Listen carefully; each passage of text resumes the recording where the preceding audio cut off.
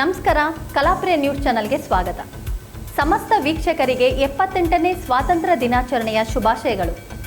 ಸತತ 10 ವರ್ಷಗಳಿಂದ ರಾಮನಗರ ಜಿಲ್ಲೆಯ ಮಕ್ಕಳಿಗೆ ಸ್ವಾತಂತ್ರ್ಯ ದಿನಾಚರಣೆ ದಿನದಂದು ಅವರ ಸ್ವಂತ ಖರ್ಚಿನಲ್ಲಿ ಸಿಹಿ ವಿತರಣೆ ಮಾಡುತ್ತಾ ಬರುತ್ತಿರುವ ರಾಮನಗರ ಶಾಸಕರಾದ ಎಚ್.ಎ. ಇಕ್ಬಾಲ್ ಹುಸೇನ್ ಅವರ ಕಾರ್ಯಕ್ಕೆ ಎಲ್ಲರಿಂದ ಮೆಚ್ಚುಗೆ ವ್ಯಕ್ತವಾಗಿದೆ.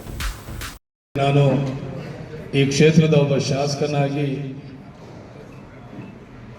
ನನಗೆ ಈ ಸೇವೆ ಮಾಡಲಿಕ್ಕೆ ಭಾಳ ಸಂತೋಷ ಆಗ್ತದೆ.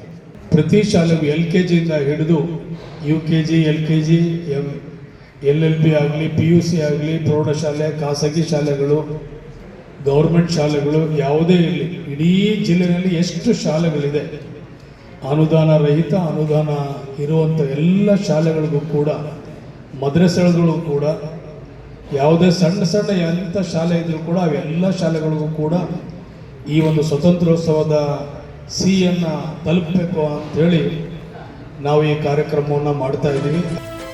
ಹೌದು, ಪ್ರತಿ ವರ್ಷದಂತೆ ಈ ವರ್ಷವೂ ಸಹ ಸ್ವಾತಂತ್ರ್ಯೋತ್ಸವದ ದಿನದಂದು ಜಿಲ್ಲೆಯ ಎಲ್ಲ ಅಂಗನವಾಡಿ ಕೇಂದ್ರಗಳಿಗೆ, ಶಾಲಾ ಕಾಲೇಜುಗಳಿಗೆ ಸೇರಿದಂತೆ ಸುಮಾರು 3 ಲಕ್ಷಕ್ಕೂ ಹೆಚ್ಚು ವಿದ್ಯಾರ್ಥಿಗಳಿಗೆ ಲಾಡು ವಿತರಣೆ ಮಾಡಲು ಭರದಿಂದ ಸಿದ್ಧತೆಗಳು ಸಾಗಿವೆ.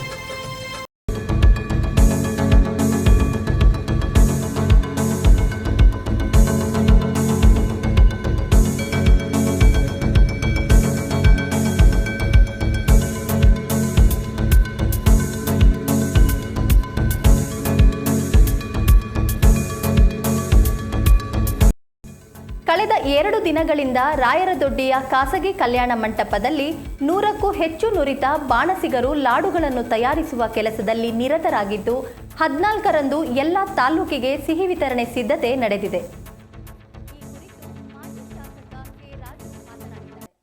78ನೇ ಸ್ವಾತಂತ್ರ್ಯ ದಿನಾಚರಣೆಯ ಶುಭಾಶಯಗಳನ್ನು ಕೋರ್ತಾ ರಾಮನಗರ ತಾಲೂಕಿನ ಕ್ಷೇತ್ರದ ಶಾಸಕರಾದಂಥ ಸನ್ಮಾನ್ಯ ಇಕ್ಬಾಲ್ ಹುಸೇನ್ ಅವರು ಜಿಲ್ಲಾ ಪಂಚಾಯಿತಿಯ ಅಧ್ಯಕ್ಷ ಆದ ನಂತರ ರಾಮನಗರ ಜಿಲ್ಲೆಗೆ ಪ್ರತಿ ವರ್ಷದಂತೆ ಎಲ್ಲ ಶಾಲಾ ಕಾಲೇಜಿಗೆ ಮತ್ತು ಖಾಸಗಿ ಶಿಕ್ಷಣ ಸಂಸ್ಥೆಗಳಿಗೂ ಕೂಡ ಸಿಹಿ ವಿತರಣೆ ಮಾಡೋ ಒಂದು ಕಾರ್ಯಕ್ರಮವನ್ನು ಹಮ್ಮಿಕೊಂಡಿದ್ದಾರೆ. ಅದೇ ರೀತಿ ಈ ವರ್ಷವೂ ಕೂಡ ಸುಮಾರು 3 ಲಕ್ಷಕ್ಕಿಂತ ಹೆಚ್ಚು ಲಾಡುಗಳನ್ನು ವಿತರಣೆ ಮಾಡಬೇಕು ಅಂಥೇಳಿ ಎಲ್ಲ ತಾಲೂಕಿನ ಶಿಕ್ಷಣಾಧಿಕಾರಿಗಳು ಮತ್ತು ಜಿಲ್ಲೆಯ ಉಪನಿರ್ದೇಶಕರು ಜೊತೆಗೆ ನಮ್ಮ ಪಕ್ಷದ ಮುಖಂಡರು, ಜವಾಬ್ದಾರಿ ಸ್ಥಾನ ಇರುವಂಥ ಎಲ್ಲರೂ ಕೂಡ ಸೇರಿಕೊಂಡು ಈ ಒಂದು ಕಾರ್ಯಕ್ರಮವನ್ನು ಪಕ್ಷಾತೀತವಾಗಿ, ಜಾತ್ಯತೀತವಾಗಿ ನಡೆಸಬೇಕು ಅಂತೇಳಿ ಸನ್ಮಾನ್ಯ ಶಾಸಕರಾದಂಥ ಇಕ್ಬಾಲ್ ಹುಸೇನ್ ಅವರು ತೀರ್ಮಾನ ಮಾಡಿದ್ದಾರೆ. ಅವರು ಮಕ್ಕಾ ಮದೀನಕ್ಕೆ ಹೋಗಿದ್ದರಿಂದ ನಾವೆಲ್ಲ ಪಕ್ಷದ ಮುಖಂಡರುಗಳು ಮತ್ತು ಅಧಿಕಾರಿ ಮಿತ್ರರೆಲ್ಲರ ಜೊತೆಗೂಡಿ ಈ ಒಂದು ಕಾರ್ಯಕ್ರಮ ಯಶಸ್ವಿ ಮಾಡಬೇಕು ಅಂತೇಳಿ ತಮ್ಮಲ್ಲಿ ಪ್ರಾರ್ಥನೆ ಮಾಡ್ತೀವಿ.